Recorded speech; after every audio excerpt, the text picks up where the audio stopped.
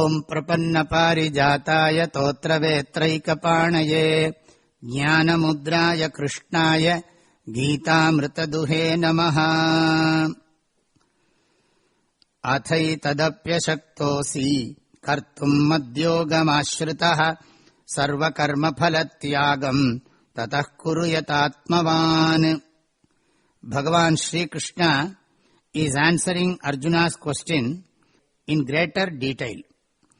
Arjuna's question was, among the Vishwarupa Upasaka and the Akshara Upasaka, that is, between the one who perceives the whole universe as Ishvara and the one who knows the Arupa Tattva, who has obtained the spiritual knowledge in full, who has attained the spiritual goal.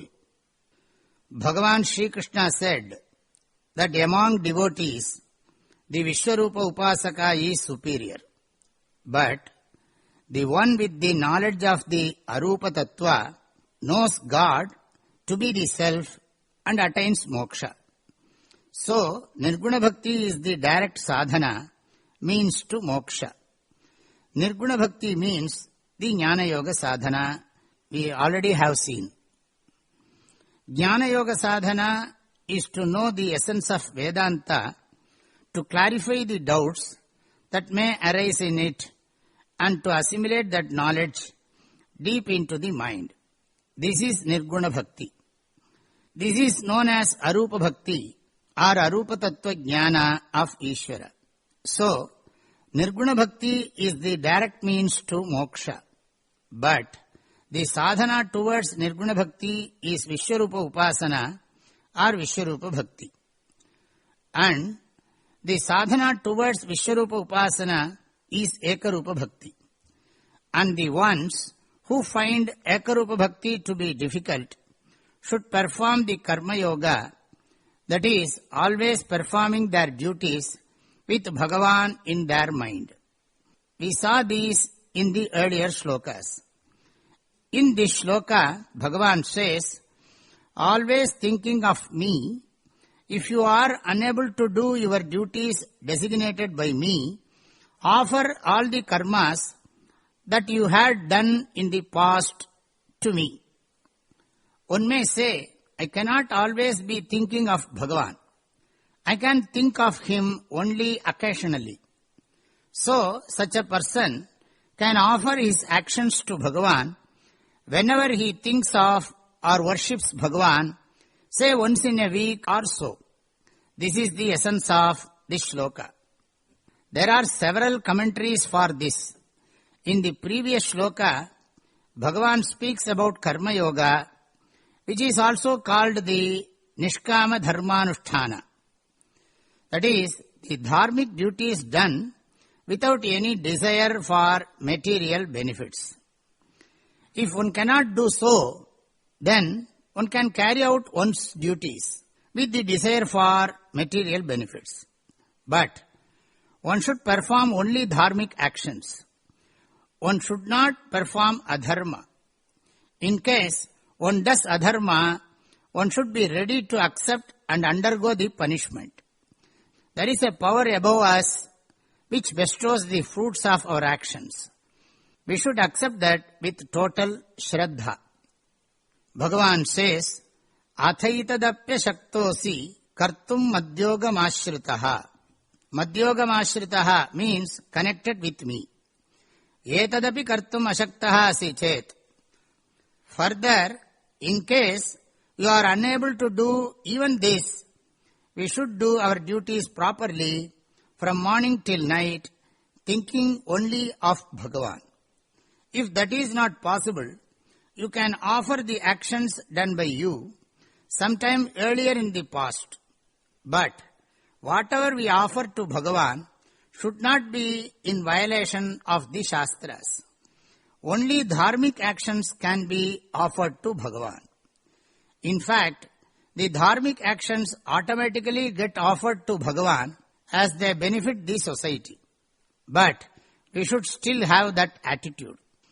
Yadyat karma karomi tattad akhilam shambho tavaradhanam. Karomi yadyat sakalam parasmai narayanaayeti samarpayami. So, all the dharmic deeds of ours naturally go to Bhagavan.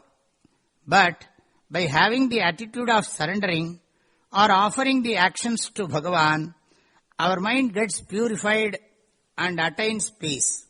Even if we do it only once in a way, it's fine. So, the shloka teaches us different things. If one desires for the worldly benefits and keeps talking about worldly matters like politics, etc., and decides to think of Bhagavan only occasionally, then that is not the most ideal thing. But considering the maturity level of such people, Bhagavan still gives them an opportunity to find their way to spirituality. We are not born to keep talking always about the worldly matters. We should learn to accept this world with all its varieties. At the same time, we should follow the path laid down by our learned elders for the sake of our inner leisureliness or peace. Doing so will make it beneficial both to ourselves as well as the future generations and to the society. There is no doubt about that. We should always carry good thoughts. Sarva karma phalatyagam. This has several other meanings. Even if one has done mistakes, one could offer his actions to Bhagavan with a readiness to accept the punishment for that. We can pray to Bhagavan to give us the strength to bear the pains of such punishments. This meaning is implied in this shloka. Tatah kuru, may you do that. Yatatmavan means one should exercise self-control well. One should take efforts to protect one's own body and mind. So, one should offer his actions to Bhagavan always or at least occasionally. Or one should outwardly worship Bhagavan. Here, all these different meanings are implied as well. Do not think I am confusing you. This shloka gives room for all these different interpretations. Making all the necessary efforts and gaining the maturity of both the body and the mind, you may surrender the fruits of your actions to Bhagavan at least occasionally.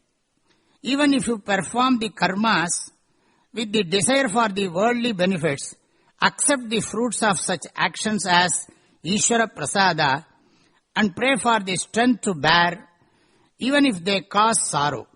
This is the intent of this shloka. There is no other form of bhakti which is lower than this. So, the order is Nirguna Bhakti or Upasana, Vishwarupa Bhakti, Ekarupa Bhakti, Karma Yoga Bhakti, Karma Phala Tyaga Bhakti. We may pray to Bhagavan for his grace to contemplate more on this. Athai tadapya shaktosi kartum madhyogam ashritaha sarva karma phala tyagam tatah kuru yatatmavan. My prayerful blessings and best wishes to all of you. Hari Om.